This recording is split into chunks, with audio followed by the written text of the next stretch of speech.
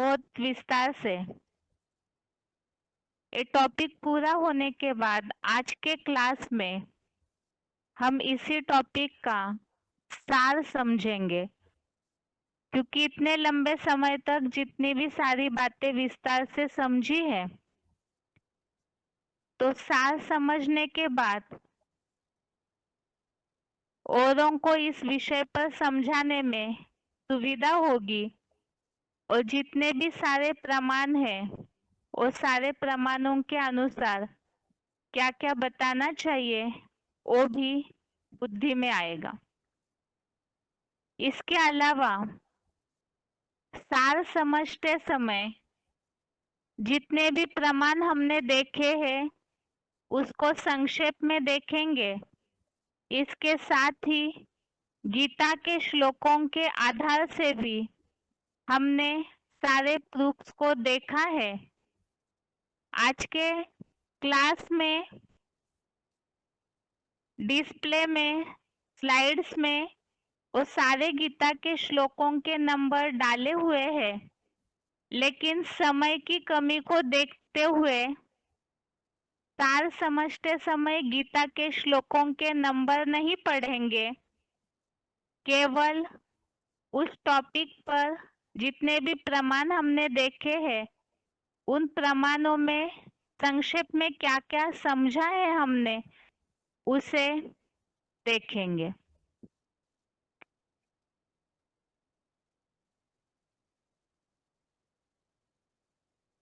सबसे पहले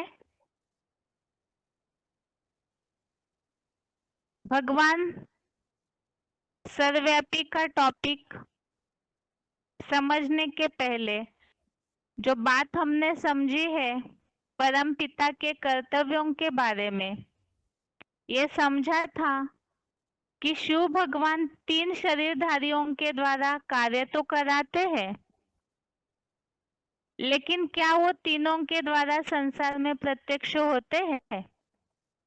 क्योंकि अगर तीनों के द्वारा साकार में प्रत्यक्ष होंगे तो भगवान 3 कहे जाएंगे। अब भगवान एक होगा या अनेक, दुनिया में क्या मान्यता है? इसे समझने के लिए ही इस टॉपिक की शुरुआत हुई, क्योंकि भगवान के लिए तो ये माना जाता है कि भगवान सर्वव्यापी है, कण कण में भगवान है, जिधर देखो उधर तू ही तू। तो ये बात कहाँ तक सच है, इस बात को समझने के लिए ही वास्तव में भगवान कण कण में व्यापी नहीं है, अर्थात सर्वव्यापी नहीं है। इसके लिए ही सबसे पहला प्रमाण जो सर्वव्यापी के चित्र में दिखाया जाता है, शास्त्रों का चित्र, तो उसमें सबसे पहले सर्वशास्त्र शिरोमणि गीता में क्या बताया है, इसी के लिए पहला प्रूफ है भगवान दिव्य जन्म लेते हैं। अगर भगवान सर्वव्यापी है तो फिर उनके दिव्य जन्म का उल्लेख गीता में क्यों आया है? कई ऐसे श्लोक है गीता में जिसमें भगवान के दिव्य जन्म प्रवेश होकर कार्य करने का उल्लेख है। दूसरा प्रूफ, भगवान अवतार लेते हैं ऐसा रामायण में उल्लेख है। यदि वो सृष्टि पर पहले से ही चराचर में मौजूद होते तो फिर अवतार लेने का उल्लेख क्यों आया? जैसे प्रभु कल्प कल्प आते हैं, रामायण में ऐसा उल्लेख आया हुआ है। जब जब अधर्म और दुराचारी बढ़ते हैं तब प्रभु इस सृष्टि पर आते हैं। तीसरा प्रूफ है भगवान का वास परम धाम है, सब जगह नहीं। इसके लिए गीता के श्लोकों में भी उल्लेख आया हुआ है, भगवान परम धाम के निवासी है। और साथ में ही दुनिया में भी लोग ऐसे क्यों गाते हैं, छोड़ भी दे आकाश सिंहासन, अर्थात अगर वो सर्वव्यापी होकर इसी सृष्टि पर होते तो उनको ऊपर वाला कहकर क्यों बुलाते हैं? ऊंचा तेरा धाम, ऊंचा तेरा नाम। तो ऊंचा धाम अर्थात जरूर ऊंच रहने वाले हैं। इसके अलावा चौथा प्रमाण, कौन किसको दर्शन दे? भगवान सर्वव्यापी है, इसी सृष्टि पर यदि है तो फिर ऋषि मुनि सन्यासी भाव विभोर होकर कहते हैं प्रभु हमें दर्शन दो। तो ऐसे क्यों कहते हैं? और दूसरी तरफ से ये भी कहते हैं अपने प्रवचनों में परमात्मा सर्वव्यापी है, आत्मा सो परमात्मा, शिवो हम ही भगवान है। तो ये विरोधाभास वाली बातें क्यों? पांचवा प्रमाण, भगवान का दर्शन। भगवत गीता के श्लोकों में भगवान को देखने के, भगवान का दर्शन के बारे में उल्लेख आया हुआ है। यदि वो सब जगह व्यापी है तो अलग से उनके दर्शन के लिए गीता में उल्लेख क्यों आया? छठवां प्रमाण, मंदिर मूर्तियां क्यों बनाई गई है? भगवान यदि सब जगह है, सर्वव्यापी है, तो फिर अलग से उनके पूजा स्थल, मंदिर, मस्जिद, गुरुद्वारे ये क्यों बनाए गए? सातवां प्रमाण, मनुष्य दुखी रोगी क्यों है? यदि मनुष्य मात्र में भगवान है तो फिर मनुष्य बीमार, परेशान, दुखी क्यों होता है? अगला प्रमाण है आठवां प्रूफ है सर्वोच्च चैतन्य शक्ति का संकारंग।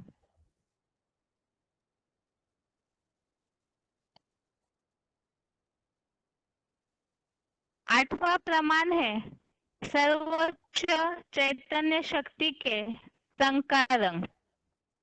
इसमें भगवान जो सर्वोच्च चैतन्य शक्ति है, ऊंचा से ऊंचा है, सर्वशक्तिवान है, यदि वो हमारे अंदर अर्थात सभी मनुष्य मात्र के अंदर व्यापी है तो उनके गुण और शक्तियों का आभास हमें जरूर होना चाहिए। लेकिन हम मनुष्य मात्र तो दुखी और कमजोर है। तो इसका मतलब क्या? जैसे कि जो चैतन्य शक्ति है भगवान, उनके संकारंग गुणों का आभास हमें होना है। इसके लिए व्यवहारिक उदाहरण हमने देखा था। लोहा है तो लोहे को अग्नि में जब तापा जाता है तो अग्नि का जो गुण है लोहे में उतरकर वो भी लाल हो जाता है, उसका रूप बदलता है, वो मोल्ड होता है, पिघल जाता है। तो इसी तरह से जब जड़ तत्व अग्नि का गुण लोहे में उतर सकता है तो जो सर्वोच्च शक्ति है उनके गुणों का आभास भी मनुष्य में होना चाहिए। लेकिन मनुष्य तो दुखी और कमजोर है, ऐसे क्यों? नौवां प्रमाण, क्या भगवान के गुण सर्वत्र है? इसके लिए हमने समझा था जहाँ गुण ही होगा वहाँ गुण अवश्य होगा। परंतु क्या भगवान के गुण सर्वत्र है? भगवान के लिए जो कहा जाता है वो गुणों का भंडार है, शक्तियों का भंडार है। तो क्या ये गुण मनुष्य मात्र में या चराचर में दिखने में आते हैं? दूसरी बात, ये जो माना जाता है कण कण में भगवान है, तो फिर अगर वो कण कण में रहते तो ये प्राकृतिक आपदाएं क्यों हो रही है? क्या भगवान इस तरह दुख देने का कार्य कर सकते हैं? 10वां प्रमाण हमने देखा था दुराचारी और दुष्कर्म। अगर भगवान सभी में है तो सभी श्रेष्ठाचारी होने चाहिए। फिर दुनिया में दुराचार और दुष्कर्म देखने में क्यों आ रहा है? जैसे कि चित्र में भी इस बात का उल्लेख दिखाया है और आज दुनिया के हर न्यूज़पेपर ये देखने में आते हैं कि सब जगह दुराचार, भ्रष्टाचार, हिंसाचार है। तो यदि भगवान व्यापी है सभी मनुष्य मात्र में, तो उनके गुण सभी में अगर होते, अगर श्रेष्ठाचारी है भगवान, तो उनके गुण मनुष्य मात्र में होते, तो इस तरह दुनिया की हालत क्यों है? दूसरी बात, दोषी कौन और दंड किसको दिया जाए? क्योंकि भगवान सभी में व्यापी है, तो फिर दोषी किसको माना जाएगा? क्या भगवान सभी के अंदर व्याप्त होके दुष्कर्म करा सकते हैं? लेकिन वो तो श्रेष्ठाचारी है, तो फिर दोषी किसको माना जाए और दंड किसको दिया जाए? अगला प्रूफ है 11वां, ऊंच से ऊंच नीच में व्यापक कैसे हो सकता है?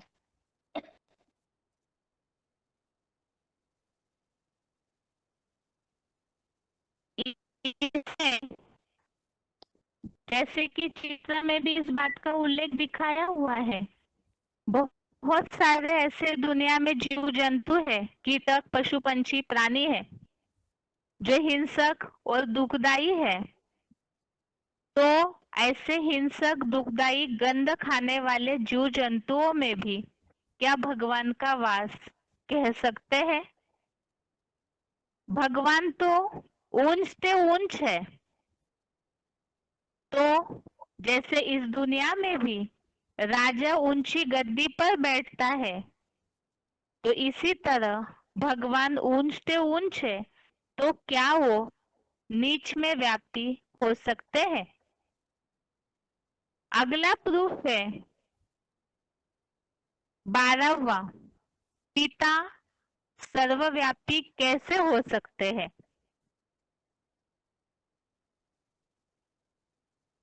इसके लिए भी जैसे लौकिक दुनिया में हर मनुष्य मात्र को एक ही पिता होता है, तो इसी तरह से पारलौकिक पिता वो सब कैसे हो सकते हैं? अगली बात, अगला प्रूफ है 13वां, भाईचारा क्यों कहते हैं? इसमें हमने समझा था, अगर सभी में भगवान व्यापी है, तो फिर फादरहुड होना चाहिए, क्योंकि भगवान सभी के पिता है,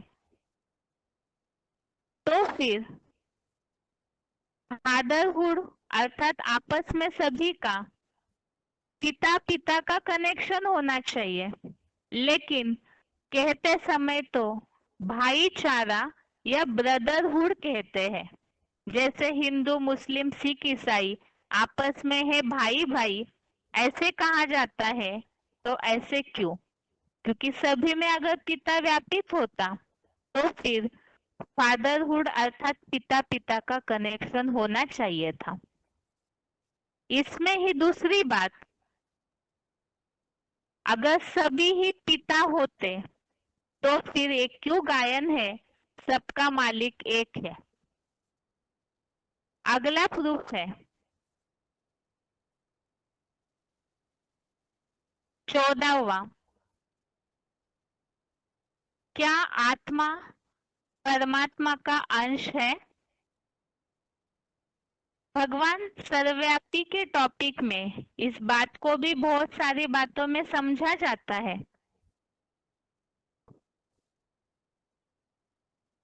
अगर आत्मा परमात्मा का अंश है, तो फिर उसमें दुर्गुण कहाँ से आए? अभी तक के टॉपिक में जैसे हमने प्रमाणों में समझा है, परमात्मा के गुण अर्थात सर्वोच्च शक्ति के गुणों का असर अगर भगवान सर्वव्यापी है, तो दिखने में आना चाहिए था। तो इसी तरह से अगर आत्मा परमात्मा बाप का अंश है तो मनुष्यों में दुर्गुण कहाँ से आए? हम सबके अंदर ये अलग अलग संस्कार कैसे आए? क्योंकि अगर सभी परमात्मा का अंश है तो फिर सभी के अंदर समान गुण होने चाहिए। सब मनुष्य मात्र समान स्वभाव संस्कार वाले होने चाहिए थे, लेकिन सारे मनुष्य जो कहा जाता है एक का चेहरा न मिले दूसरे से, एक का संस्कार न मिले दूसरे से, तो ऐसे अलगाव क्यों? वास्तव में इसकी सही बात है कि हम आत्माएं भगवान का अंश नहीं है परंतु वंश है। 15वां प्रमाण, प्रूफ नंबर 15। क्या आत्मा परमात्मा में लीन हो जाती है? तो भगवान सर्वव्यापी के टॉपिक में ऐसे समझा जाता है कि सभी में भगवान है, अर्थात ही आत्माएं सब परमात्मा में लीन हो जाती है। और इसके लिए ही शास्त्रों में कहा जाता है कि हम सागर में बुदबुदा है, जो सागर से निकले हैं और सागर में ही समा जाते हैं, अर्थात आत्मा परमात्मा में लीन हो जाती है। अब इसे अगर उदाहरण के साथ हम समझेंगे, लीन होना अर्थात जैसे चुल्लू भर पानी सागर से ले लिया और फिर सागर में मिला दिया, तो वो चुल्ली भर पानी सागर में मिक्स होने के बाद उसका अस्तित्व ही खत्म हो जाता है। वही चुल्लू भर पानी दोबारा मिलेगा नहीं। तो इसी तरह से आत्मा अगर परमात्मा में लीन हो जाए तो उसका अस्तित्व ही खत्म हो जाएगा। लेकिन हमने तो इस बात को समझा है, आत्मा तो अविनाशी है, उसका विनाश कैसे हो सकता है? और इसी बात को हमने गीता के आधार से समझा। ये जो प्रूफ नंबर 15, इसमें ही उल्लेख जो भगवत गीता में है, आत्मा अजर अमर अविनाशी है। गीता के दूसरे अध्याय के कई ऐसे श्लोक है जिसमें इस तरह का उल्लेख भगवान ने क्यों किया है कि आत्मा का अस्तित्व कभी खत्म ही नहीं होता है। अगला प्रूफ है 16वां, प्रूफ नंबर 16। क्या आत्मा सो परमात्मा है? तो इस टॉपिक में बहुत सारे वैरायटी प्रमाण हमने गीता के श्लोकों के आधार से देखे थे।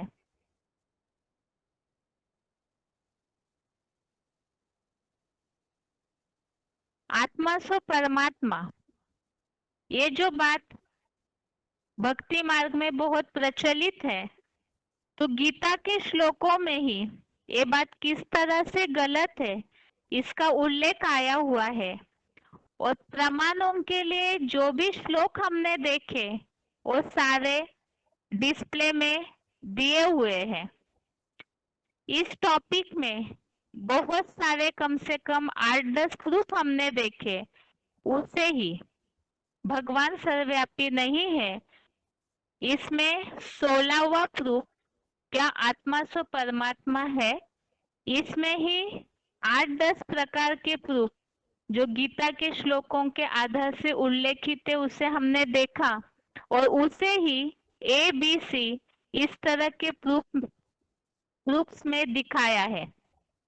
और इसमें सबसे पहले प्रूफ ए, आत्मा ही परमात्मा है, तो परमात्मा के लिए गीता में क्यों बताया गया है कि वे सर्वोत्तम आत्मा और पुरुषोत्तम है? तो सभी के लिए सर्वोत्तम या पुरुषोत्तम तो नहीं कहा जाता। सर्वोत्तम पुरुषोत्तम अर्थात बेस्ट, ऊंच से ऊंच एक ही होता है और जिसके लिए परमात्मा के लिए उल्लेख गीता में आया हुआ है। बी, इसमें हमने देखा यदि आत्मा ही परमात्मा या भगवान का स्वरूप होता तो क्या सभी को श्रेष्ठ और उत्तम कहेंगे? इसमें भी हमने समझा कि गुड, बेटर, बेस्ट, इसमें बेस्ट अर्थात तुलना करते समय जो ऊंच से ऊंच है वो एक ही होता है। प्रूफ नंबर सी, यदि सभी आत्माएं ही परमात्मा है तो परमात्मा के लिए ही, केवल परमात्मा के लिए ही गीता में ये क्यों बताया गया है कि वे सब में संतुष्ट रहता है? जो गीता के श्लोक में उल्लेख आया है, सुख दुख मान अपमान हर स्थिति परिस्थिति में जो संतुष्ट रहता है, तो वो केवल ऊंचे ऊंचे परमात्मा है। सभी के लिए इस बात का उल्लेख तो नहीं आता है। इसके लिए भी श्लोक नंबर दिया हुआ है। अगला प्रूफ है प्रूफ डी, अगर आत्मा ही परमात्मा है तो परम पुरुष परम आत्मा को प्राप्त करने के पुरुषार्थ की युक्ति भगवान ने गीता में क्यों बताई है? इसका प्रूफ भी दिया हुआ है डिस्प्ले में। गीता का श्लोक 8वें का 8वां, आत्मा ही परमात्मा है तो फिर परम पुरुष या परमात्मा को प्राप्त करने की युक्ति भगवत गीता में क्यों आई? क्योंकि अगर सभी में ही भगवान व्यापी है तो फिर परमात्मा को प्राप्त करने की तो बात ही नहीं होती। लेकिन गीता में ऐसा उल्लेख क्यों है? इसी तरह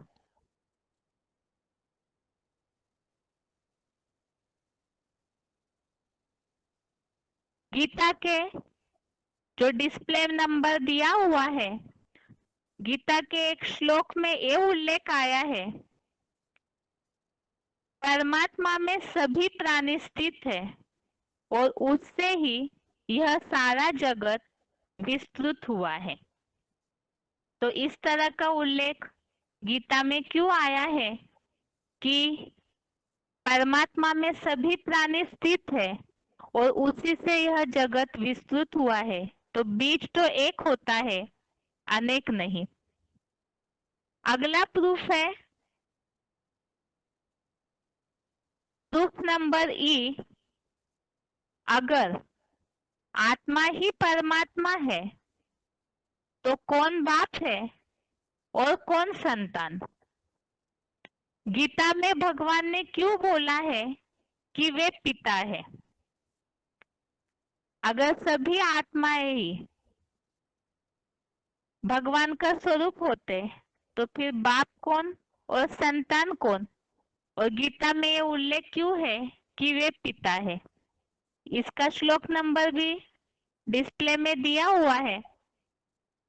अगला प्रूफ है प्रूफ यफ, भगवान के लिए तो गाते हैं त्वमेव माताश्च पिता त्वमेव। जो गीता में उल्लेखित श्लोक यहाँ दिए हुए हैं, तो भगवान जो त्वमेव माताश्च पिता त्वमेव कहा है, तो सभी जो भी मनुष्य मात्र है वो सभी ही माता पिता तो नहीं हो सकते, क्योंकि माता पिता तो एक ही होते हैं। अगला प्रूफ है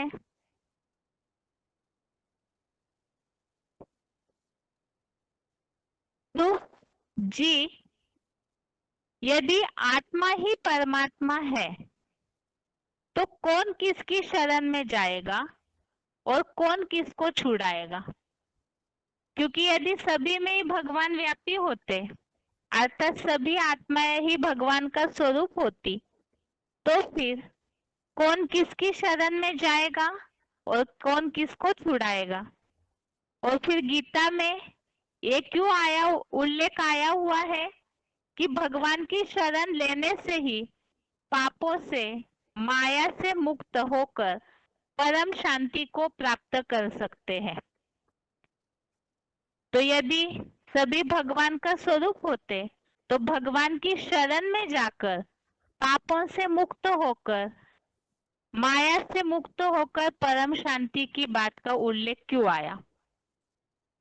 अगला प्रूफ, एच नंबर का प्रूफ, यदि आत्मा ही परमात्मा और भगवान है तो कौन किसको जानेंगे? और गीता में भगवान को जानने के बारे में उल्लेख क्यों किया गया है? इसी प्रकार गीता में ऐसे कई सारे श्लोक आए हुए हैं जिसमें भगवान को जानने से होने वाली प्राप्ति के बारे में उल्लेख किया हुआ है। यदि सभी भगवान का स्वरूप है, ये बात सभी ने समझ ली, तो भगवान को जानने की बात का उल्लेख क्यों आया? तो इसके लिए भी गीता के श्लोक दिए हुए हैं। अगला प्रूफ है प्रूफ नंबर आई,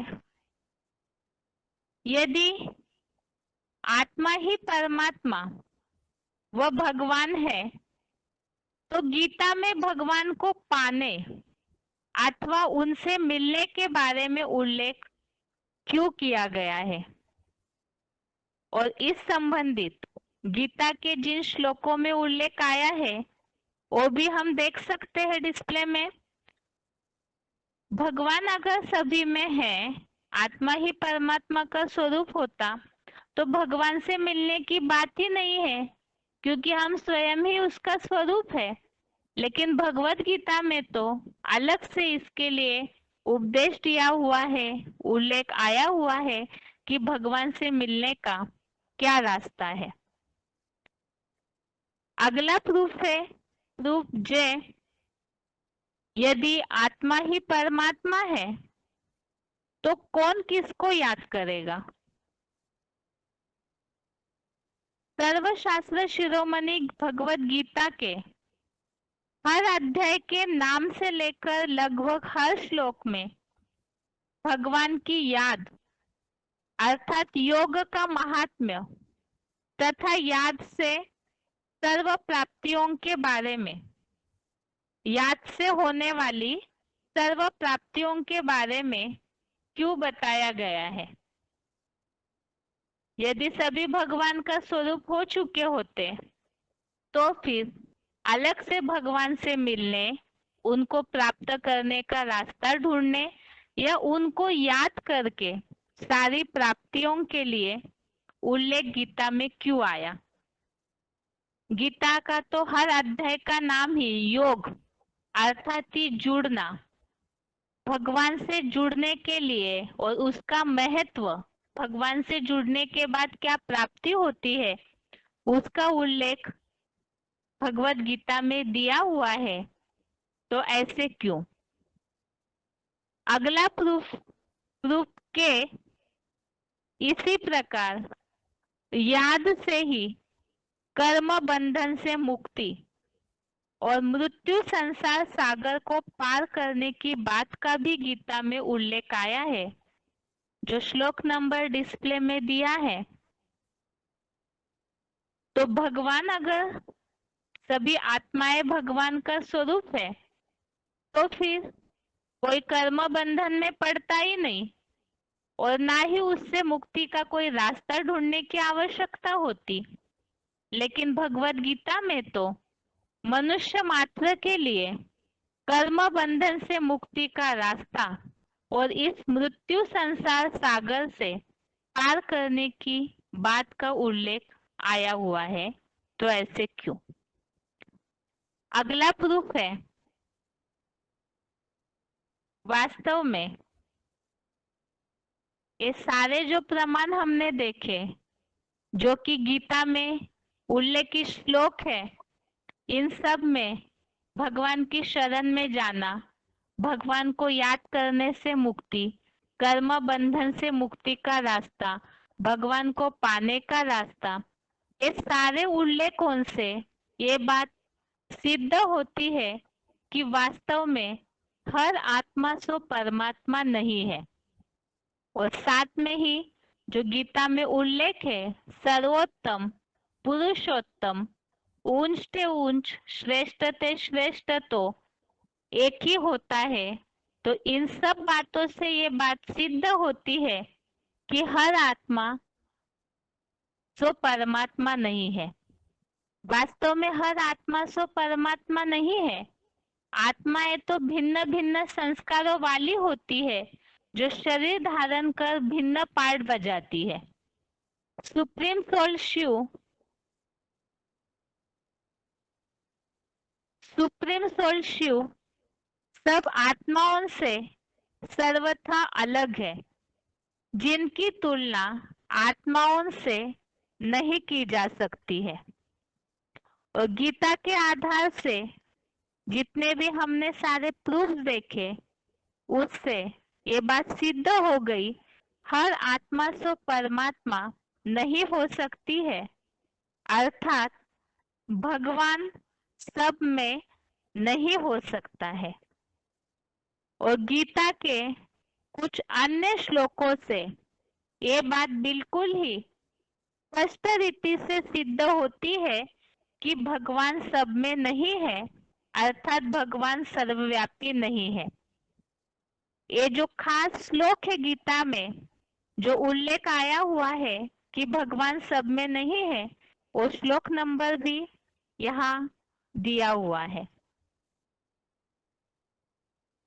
आगे जब आत्मा सो परमात्मा नहीं है, ये बात हमने समझी, तो फिर जैसे कि आत्माएं भिन्न भिन्न संस्कारों वाली, भिन्न भिन्न पार्ट वाली है, तो और क्या ऐसे प्रूफ है जिससे बात बिल्कुल स्पष्ट होती है कि आत्मा सो परमात्मा हो ही नहीं सकते हैं। तो सारे अंतर हमने देखे थे कि आत्मा और परमात्मा अर्थात आत्माएं और भगवान में क्या अंतर है।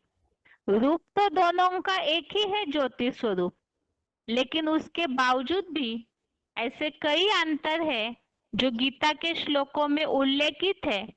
और जितने भी अंतर है जो गीता के श्लोकों में उल्लेखित है, उसे भी हमने श्लोकों के आधार से समझा था। अभी केवल उन अंतरों को देखेंगे। एक तो आत्माएं अनेक है, भगवान एक है।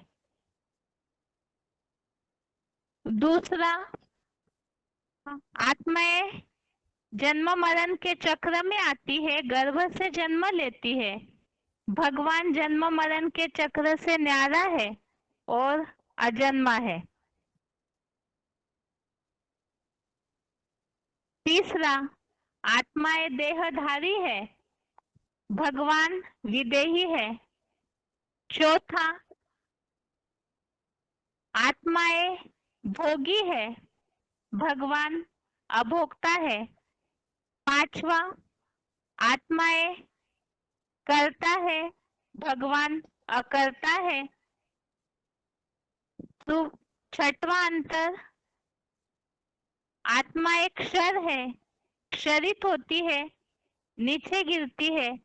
भगवान अक्षर है, एवर प्योर है। सातवां, आत्मा एक त्रिगुणमयी है, भगवान गुणातीत है, निर्गुण है। आठवां, आत्मा एक कर्म बंधन में आती है और भगवान कर्म बंधन से न्यारा है। नौवां अंतर, आत्माएं अल्पज्ञ है और भगवान सर्वज्ञ और त्रिकालदर्शी है। और ये जितने भी अंतर है उसके लिए श्लोक नंबर हमने देखे हुए हैं। आगे है,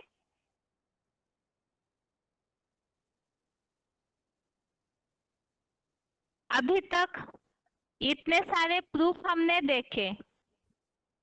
इन प्रूफ के आधार से ये बात तो बिल्कुल ही स्पष्ट हो जाती है कि भगवान सर्वव्यापी हो ही नहीं सकते, क्योंकि आत्माएं और भगवान में इतने सारे अंतर है कि वो बात बिल्कुल ही सरासर गलत है।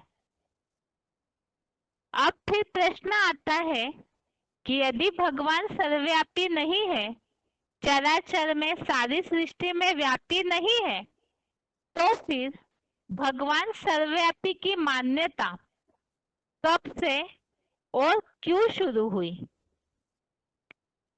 तो जब से द्वापर युग से रजो प्रधान बनना शुरू हुआ, देह भान बढ़ा, आत्माएं जन्म मरण के चक्र में आते आते स्वयं को भूल गई और तब से ही वो भगवान को सर्वव्यापी मानने लगी और उसकी शुरुआत हो गई।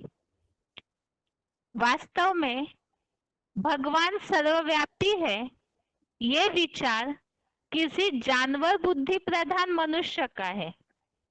इस बात को समझने के लिए ही हमने उदाहरण समझा था, जैसे लोमड़ी को ऊंचे पेड़ पर टंगे हुए अंगूर नहीं मिले तो उसने अपने आप को समझ लिया कि अंगूर खट्टे हैं।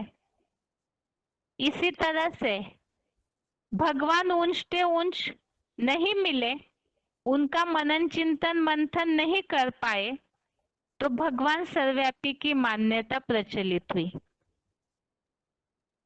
अब ये मान्यता क्यों शुरू हुई, इसके लिए हमने काफी सारे प्रूफ्स देखे थे, कई सारी ऐसी बातें देखी थी। इसमें पहला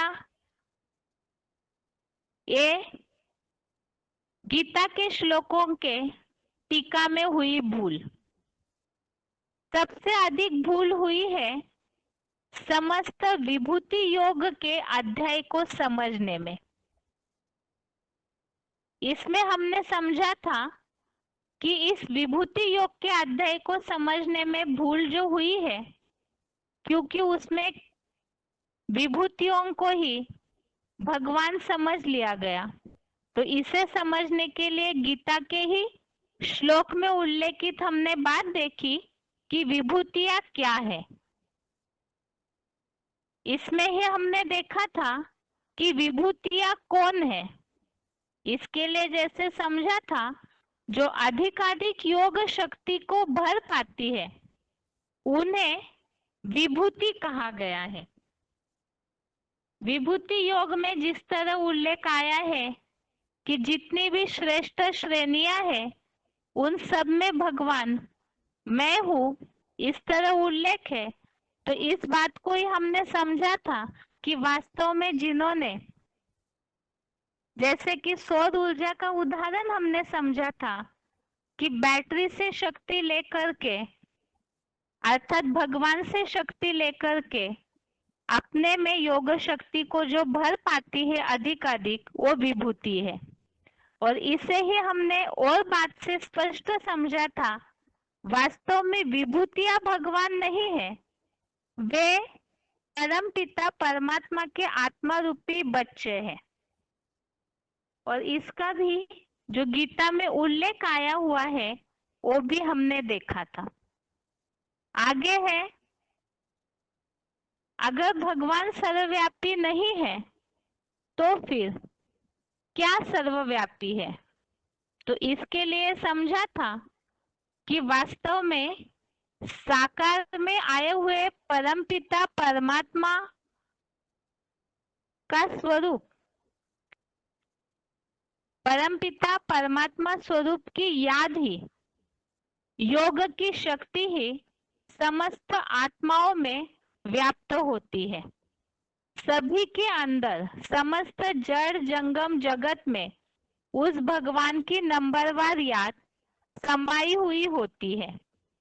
और इस तरह की बातों का उल्लेख जो गीता में आया हुआ है, वो सारे श्लोक नंबर भी यहाँ दिए हुए हैं। तो भगवान सर्वव्यापी का वास्तव में सही भावार्थ क्या है?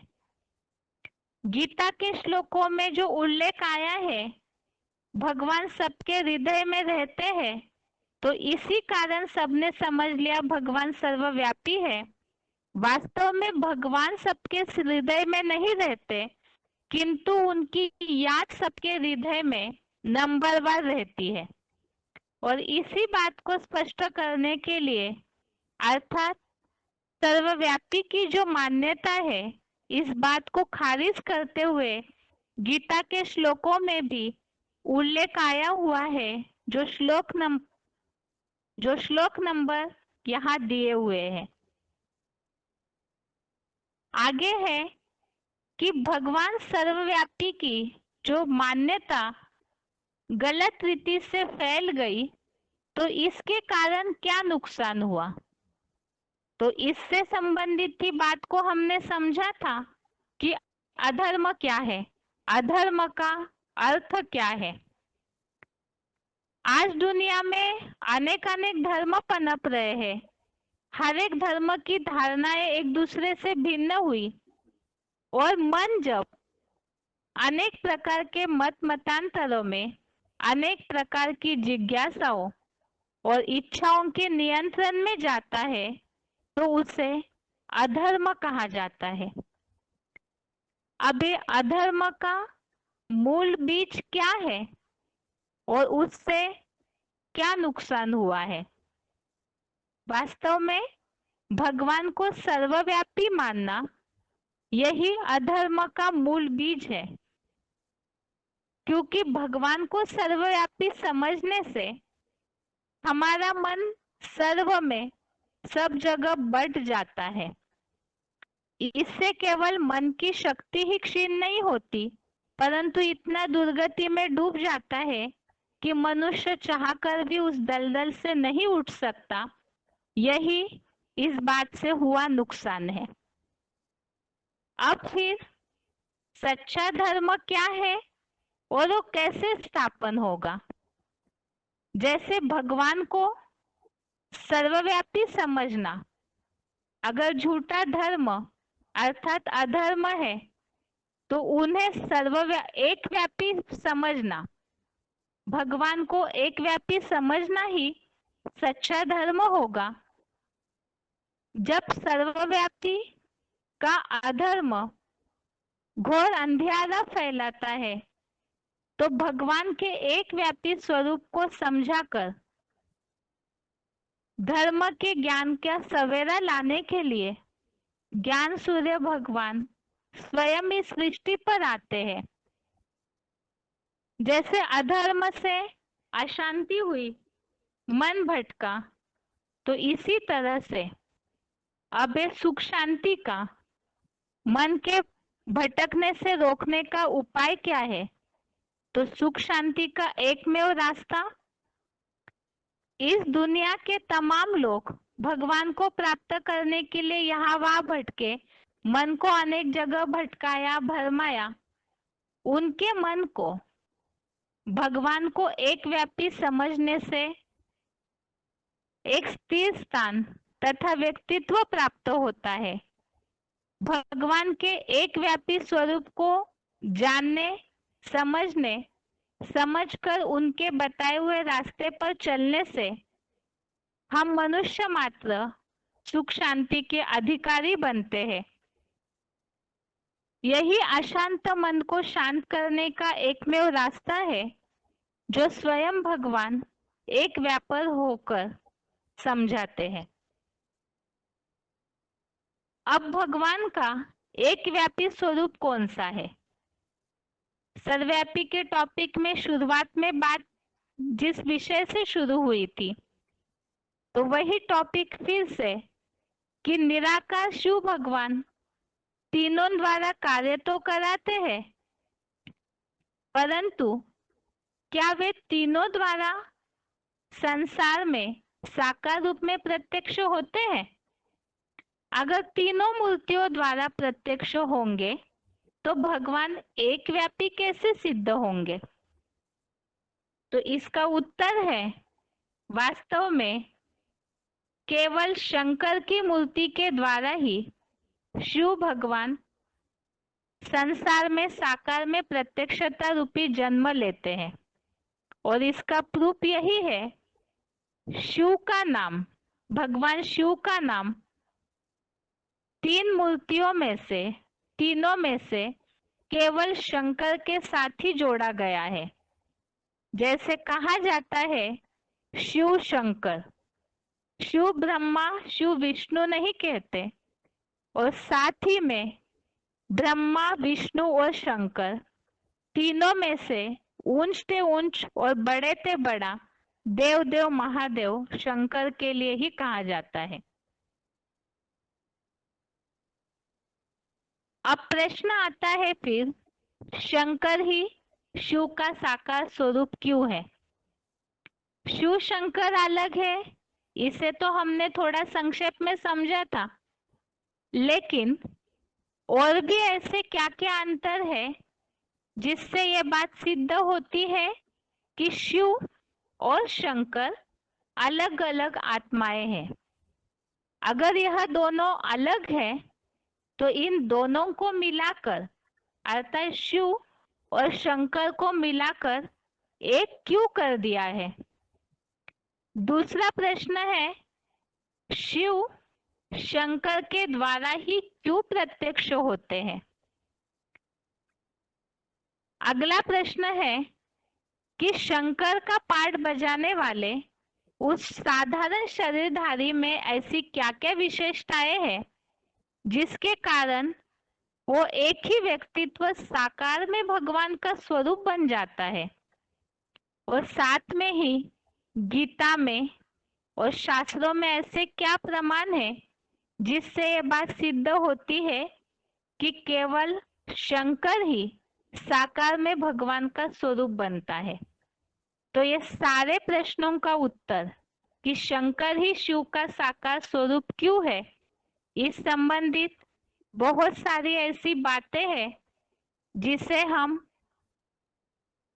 बेसिक कोर्स में अगले लेसन में समझेंगे। इसके साथ ही भगवान सर्वव्यापी नहीं है, इस टॉपिक को आज के क्लास में हमने सार में समझा है। जो मुख्य मुख्य बातें ध्यान में रखने से औरों को समझाने में सुविधा होगी, क्योंकि ये बात शिव बाबा ने बोली है, सर्वव्यापी भगवान को सर्वव्यापी मानने से ही दुनिया का सबसे ज्यादा पतन हुआ है। इसीलिए इस टॉपिक को जनमानस को समझाना अत्यंत आवश्यक है। आज के क्लास में हमने सार देखा है, अगले क्लास में भगवान सर्वव्यापी नहीं है, इस संबंधित मुरलियों में जो अलग अलग प्रकार की बातें शिव बाबा ने बताई है, उसे हम जो पीसीडीज में आए हुए उल्लेख है उस आधार से शिव बाबा से ही सुनेंगे अगले क्लास में। बाकी आज के लिए गीता क्लास यहाँ तक ही। ओम शांति।